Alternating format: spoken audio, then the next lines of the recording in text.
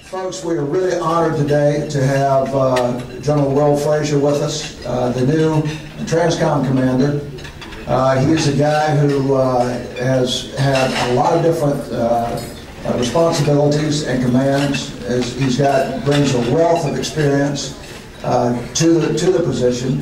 One of the ones that I think we in this room are all most appreciative of is during his time as the advisor to the Joint Chief of Staff. He spent a lot of time in Washington. He understands what we do, working with the agencies and with Congress. He understands how the political process works, and I hope he's going to explain that to me today, because I'm not sure I understand it yet. But at any rate, ladies and gentlemen, we are so glad to have General Will Frazier. General, the floor is yours, and we appreciate you being here with us today. Thank you.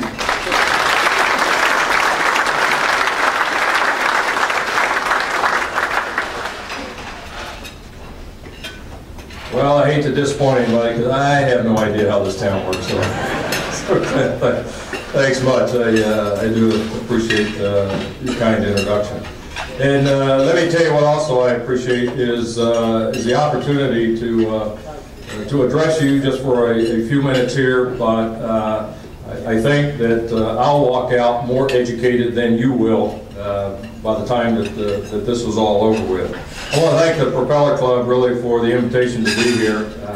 I have been asked by a few of you, what on earth was my staff thinking that I would get nailed for 3 events like back to back to back today.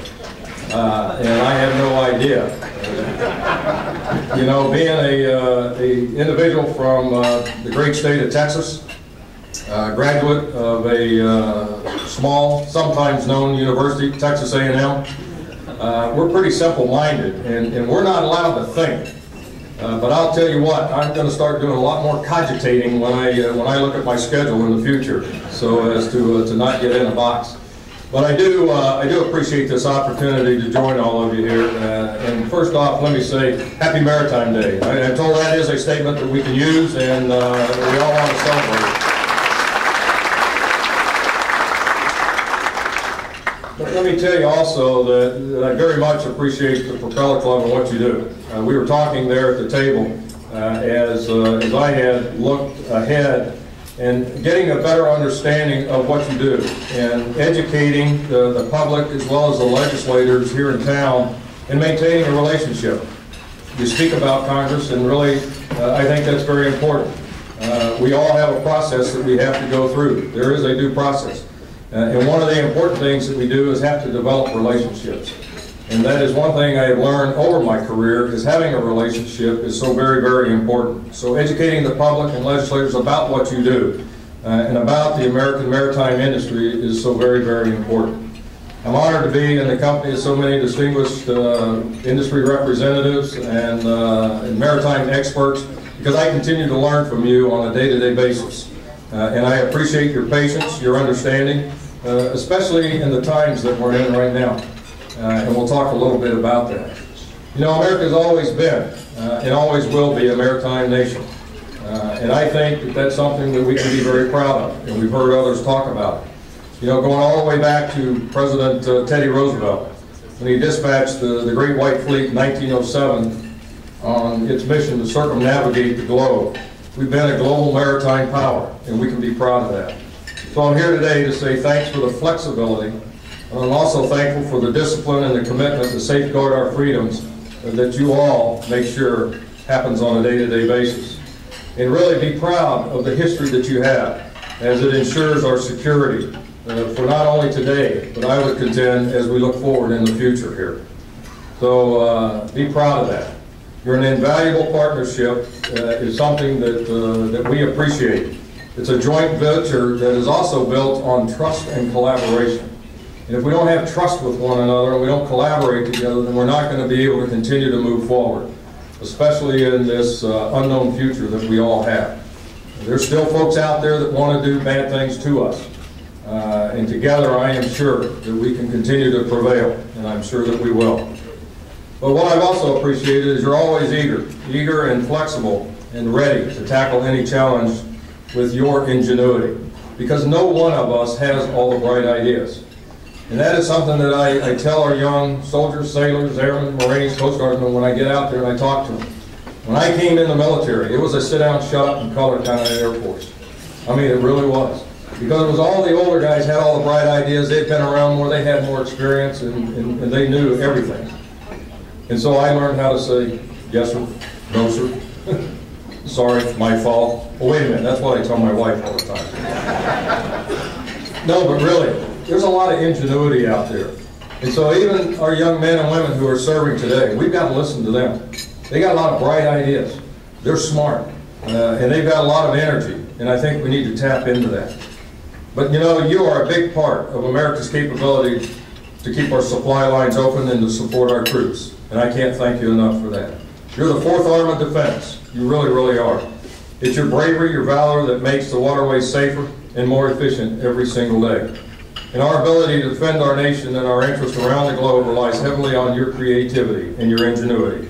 Your amazing foresight as you look forward in the future and what the future may hold, and the relationships that you have around the globe.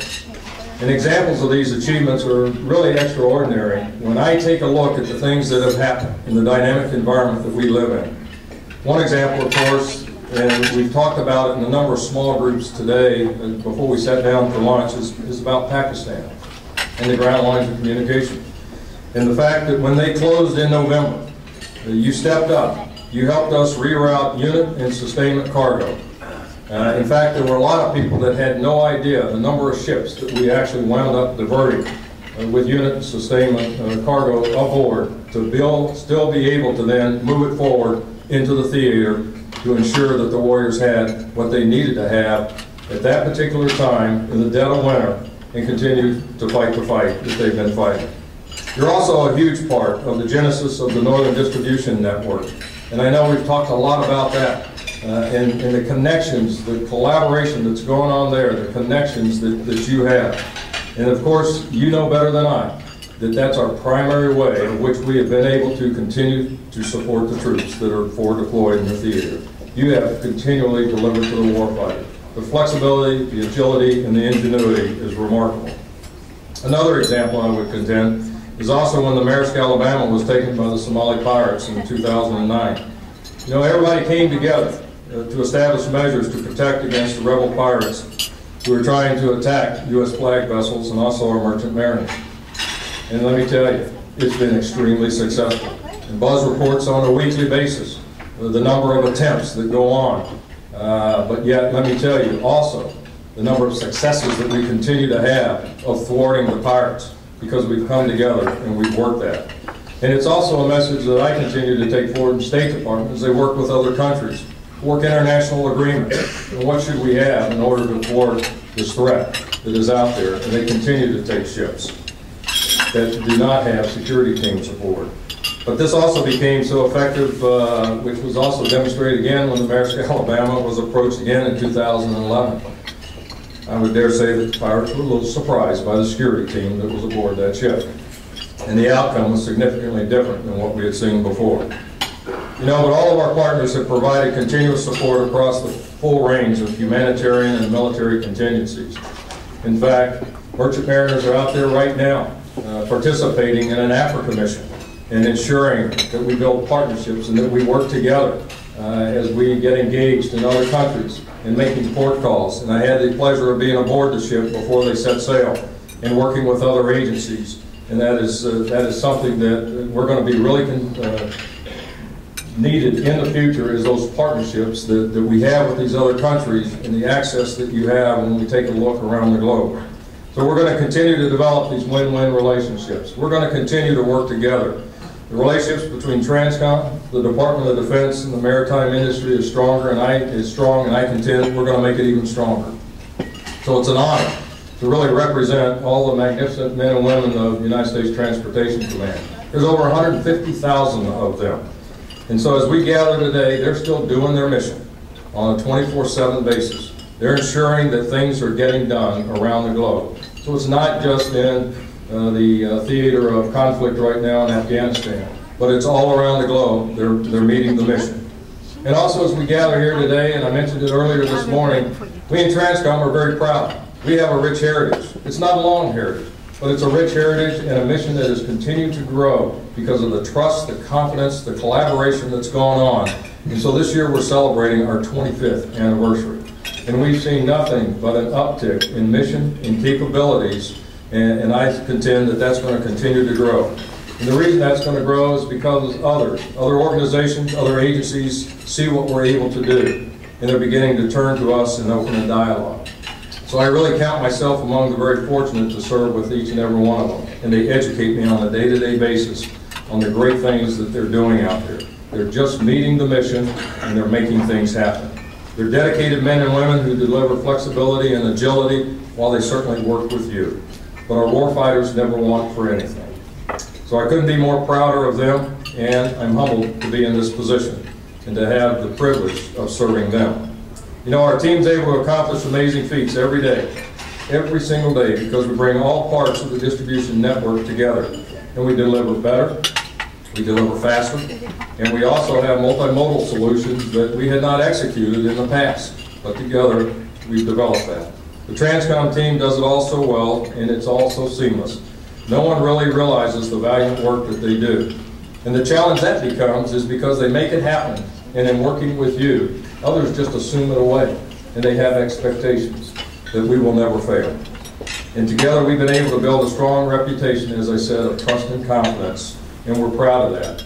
Because in Texas, what I always say is we just get her done.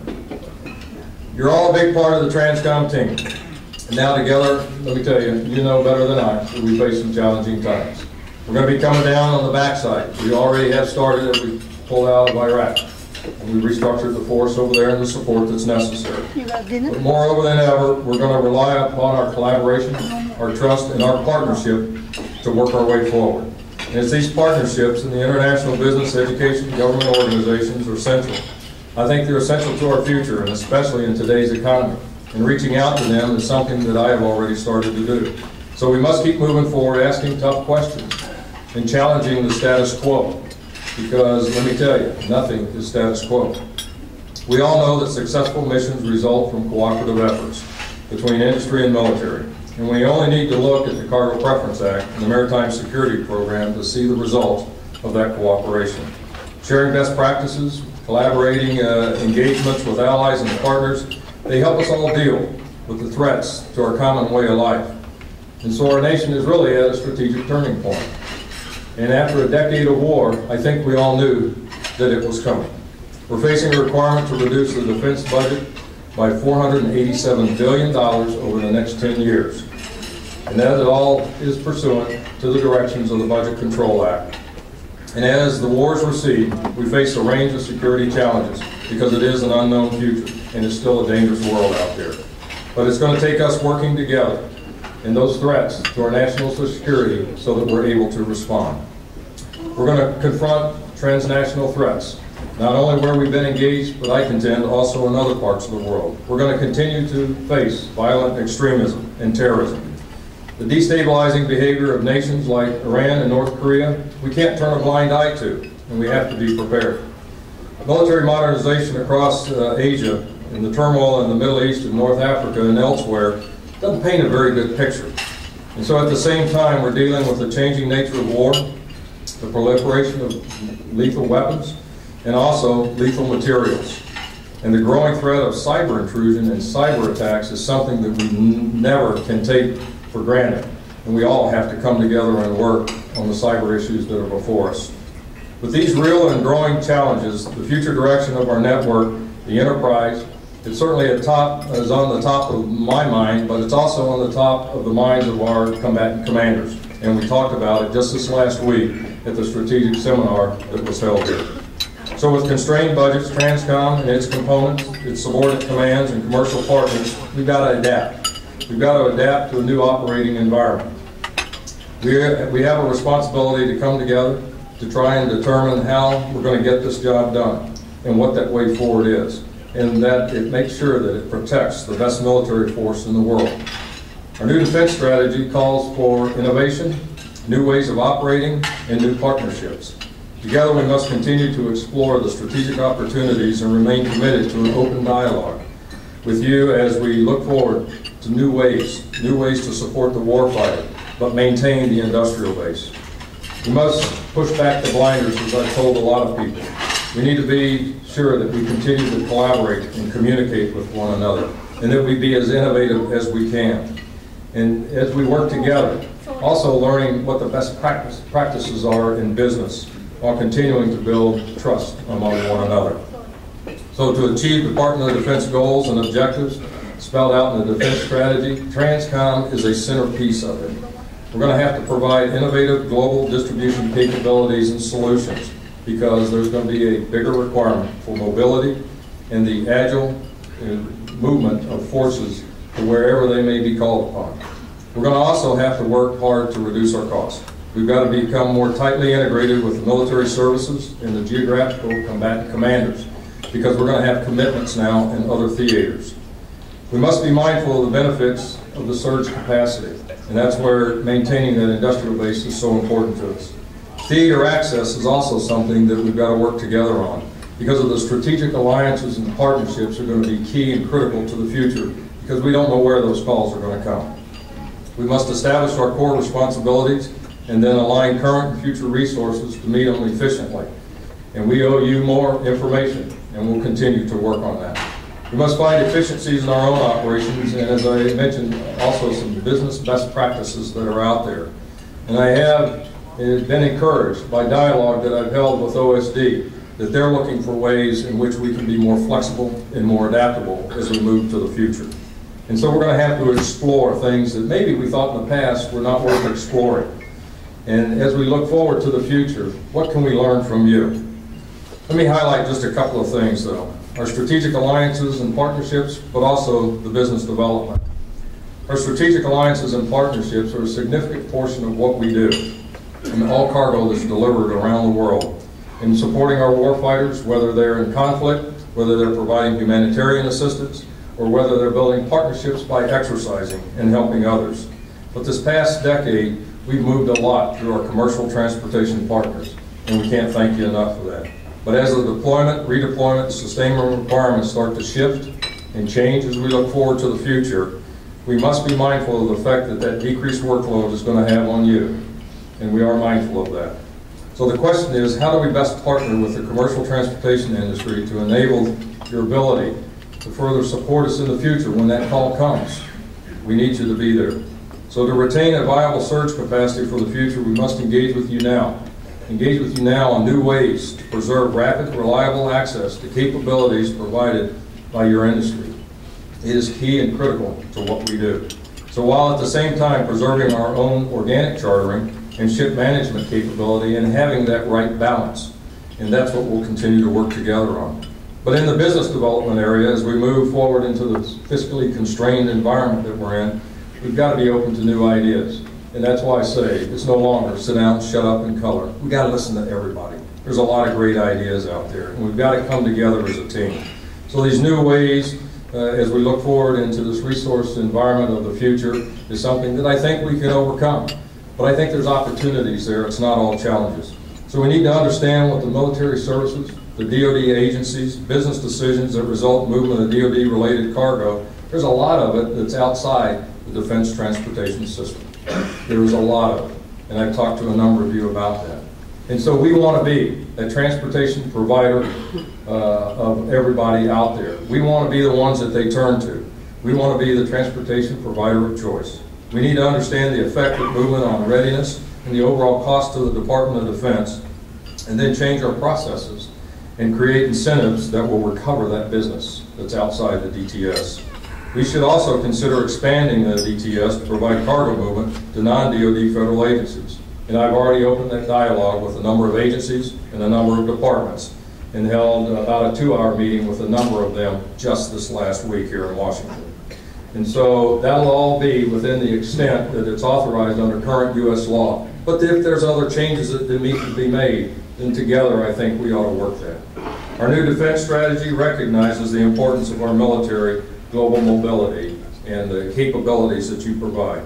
We're making investments in force structure and decisions that preserve this mobility. And that's why we have worked so hard to put together a budget that went forward this year. Together we deliver logistics superiority to our nation. And let me tell you, no other nation can match it, which is why they study us so closely, because they wonder, how do you do that?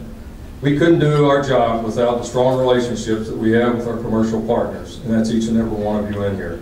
You help deliver our forces what they need and where they need it and when they need it. You provide cost-saving mechanism by reducing the need to maintain a similar government-owned fleet, and we leverage off of that. You help deliver humanitarian relief for those in need when horrific things happen, no matter if it's March Madness or just some other event that happens somewhere in the world. And in doing so, you assist the DoD in protecting our nation by developing those interlocking agreements and partnerships that you have out there. Again, I want to thank you all. It's great to be a part of Maritime Day in my capacity as the TRANSCOM commander. But I also want to thank you for being such great partners. I want to thank you for the amazing job you're doing. And those men and women that you represent that are out there on a day-to-day basis making things happen. Our trust and confidence in them is nothing above reproach, and we know that they're going to meet the mission. Our nation and our people around the world look upon you. That's why they need to be educated. That's why they need to understand what's going on in this industry, and we depend upon you. And so let me just thank you again for the privilege of joining you here, and I wish you fair winds, following seas, and a happy Maritime Day. Thank you very much. Appreciate it.